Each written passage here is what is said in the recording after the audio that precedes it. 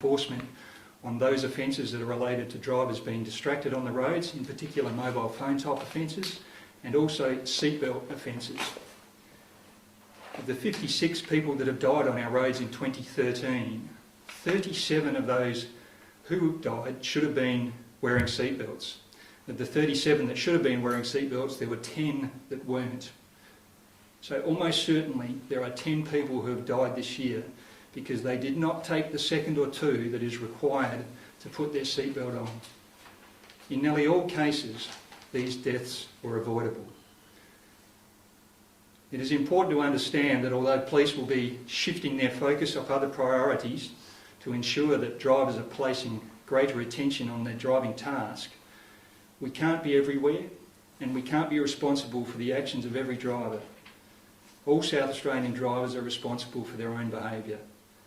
They need to understand that when they are distracted by their mobile phone, whether it's because they're operating it, whether they're conducting a conversation while driving it, they are distracted from that driving task.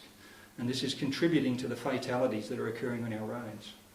Drivers need to understand that if they don't take that second or two to put their seatbelt on, then the risk of them becoming seriously hurt or even killed as a result of collision increase dramatically.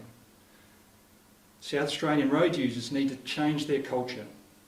I understand that the vast majority of road users try to do the right thing, but for us to get on top of these deaths that are occurring on our roads, we need to adopt a safety culture, change the way that we do our business, accept the things that we can do to make a difference.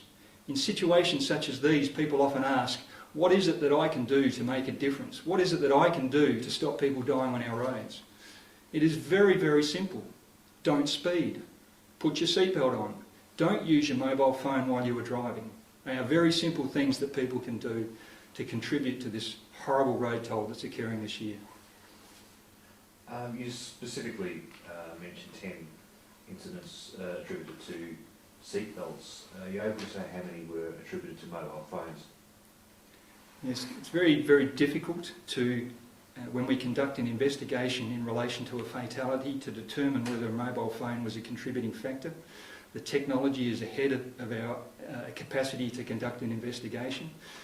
So at this point, the investigations are ongoing, but we cannot directly link mobile phone technology to any of the fatalities that have occurred.